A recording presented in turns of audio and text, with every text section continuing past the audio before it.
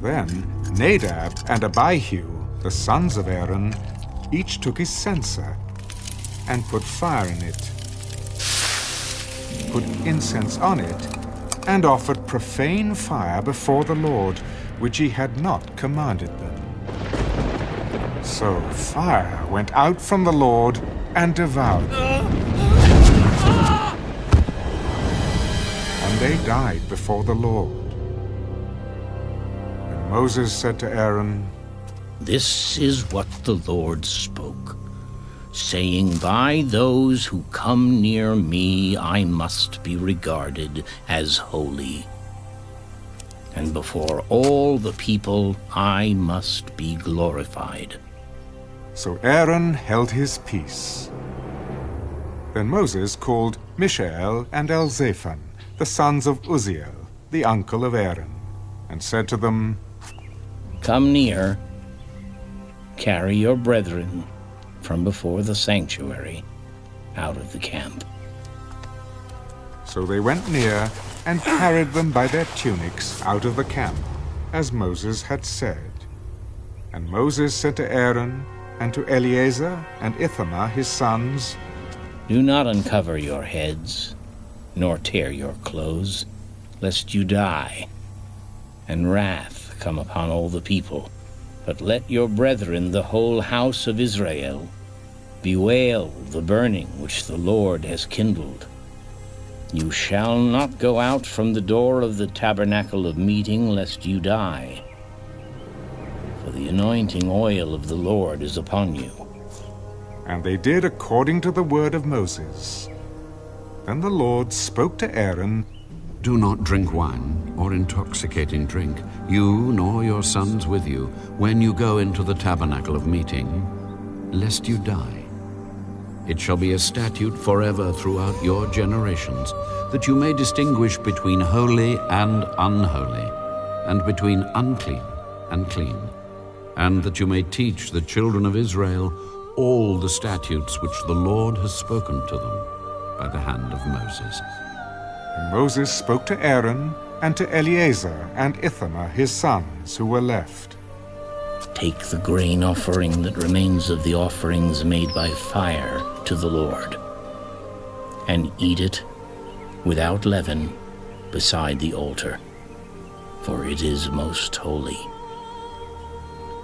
You shall eat it in a holy place, because it is your due and your sons' due, of the sacrifices made by fire to the Lord, for so I have been commanded.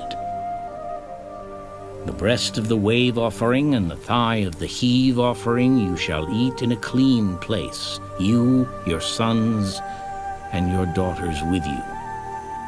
For they are your due, and your sons' due, which are given from the sacrifices of peace offerings of the children of Israel. The thigh of the heave offering and the breast of the wave offering they shall bring with the offerings of fat made by fire, to offer as a wave offering before the Lord. And it shall be yours and your sons with you by a statute forever, as the Lord has commanded." Then Moses made careful inquiry about the goat of the sin offering, and there it was, burned up. And he was angry with Eleazar and Ithamar, the sons of Aaron, who were left. "Why have you not eaten the sin offering in a holy place, since it is most holy, and God has given it to you to bear the guilt of the congregation, to make atonement for them before the Lord? See, its blood was not brought inside the holy place. Indeed, you should have eaten it in a holy place, as I commanded." And Aaron said to Moses, "Look, this day they have offered their sin offering and their burnt offering before the Lord. And such things have befallen me. If I had eaten the sin offering today, would it have been accepted in the sight of the Lord? So when Moses heard that, he was content.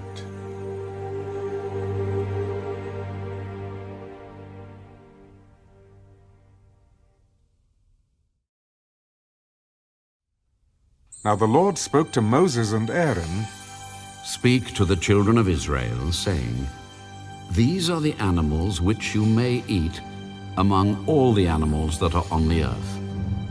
Among the animals, whatever divides the hoof, having cloven hooves and chewing the cud, that you may eat. Nevertheless, these you shall not eat among those that chew the cud, or those that have cloven hooves. The camel, because it chews the cud but does not have cloven hooves, is unclean to you. The rock hyrax, because it chews the cud but does not have cloven hooves, is unclean to you. The hare, because it chews the cud but does not have cloven hooves, is unclean to you. And the swine, though it divides the hoof, having cloven hooves, yet does not chew the cud, is unclean to you. Their flesh you shall not eat, and their carcasses you shall not touch. They are unclean to you. These you may eat of all that are in the water. Whatever in the water has fins and scales, whether in the seas or in the rivers, that you may eat. But all in the seas or in the rivers that do not have fins and scales, all that move in the water, or any living thing which is in the water, they are an abomination to you. They shall be an abomination to you. You shall not eat their flesh, but you shall regard their carcasses as an abomination. Whatever in the water does not have fins or scales, that shall be an abomination to you. And these you shall regard as an abomination among the birds. They shall not be eaten. They are an abomination. The eagle, the vulture, the buzzard, the kite, and the falcon after its kind. Every raven after its kind, the ostrich, the short-eared owl, the seagull, and the hawk after its kind, the little owl, the fisher owl, and the screech owl, the white owl, the jackdaw, and the carrion vulture. The stork, the heron after its kind, the hoopoe, and the bat. All flying insects that creep on all fours shall be an abomination to you. Yet these you may eat of every flying insect that creeps on all fours, those which have jointed legs above their feet with which to leap on the earth. These you may eat. The locust after its kind, the destroying locust after its kind, the cricket after its kind, and the grasshopper after its kind. But all other flying insects which have 4 feet shall be an abomination to you. By these you shall become unclean. Whoever touches the carcass of any of them shall be unclean until evening. Whoever carries part of the carcass of any of them shall wash his clothes and be unclean until evening. The carcass of any animal which divides the foot but is not cloven-hoofed or does not chew the cud is unclean to you. Everyone who touches it shall be unclean. And whatever goes on its paws among all kinds of animals that go on all fours, those are unclean to you. Whoever touches any such carcass shall be unclean until evening. Whoever carries any such carcass shall wash his clothes and be unclean until evening. It is unclean to you. These also shall be unclean to you among the creeping things that creep on the earth: the mole, the mouse, and the large lizard after its kind, the gecko, the monitor lizard, the sand reptile, the sand lizard, and the chameleon. These are unclean to you among all that creep. Whoever touches them when they are dead shall be unclean until evening.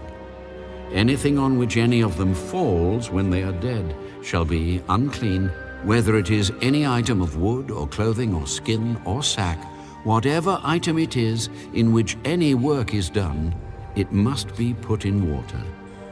And it shall be unclean until evening. Then it shall be clean. Any earthen vessel into which any of them falls you shall break, and whatever is in it shall be unclean. In such a vessel any edible food upon which water falls becomes unclean, and any drink that may be drunk from it becomes unclean, and everything on which a part of any such carcass falls shall be unclean. Whether it is an oven or cooking stove, it shall be broken down, for they are unclean, and shall be unclean to you. Nevertheless, a spring or a cistern in which there is plenty of water shall be clean, but whatever touches any such carcass becomes unclean. And if a part of any such carcass falls on any planting seed which is to be sown, it remains clean. But if water is put on the seed, and if a part of any such carcass falls on it, it becomes unclean to you. And if any animal which you may eat dies, he who touches its carcass shall be unclean until evening. He who eats of its carcass shall wash his clothes and be unclean until evening. He also who carries its carcass shall wash his clothes and be unclean until evening. And every creeping thing that creeps on the earth shall be an abomination. It shall not be eaten. Whatever crawls on its belly, whatever goes on all fours, or whatever has many feet among all creeping things that creep on the earth, these you shall not eat, for they are an abomination. You shall not make yourselves abominable with any creeping thing that creeps, nor shall you make yourselves unclean with them, lest you be defiled by them. For I am the Lord your God. You shall therefore consecrate yourselves, and you shall be holy, for I am holy. Neither shall you defile yourselves with any creeping thing that creeps on the earth. For I am the Lord who brings you up out of the land of Egypt to be your God. You shall therefore be holy, for I am holy. This is the law of the animals and the birds and every living creature that moves in the waters, and of every creature that creeps on the earth, to distinguish between the unclean and the clean, and between the animal that may be eaten and the animal that may not be eaten.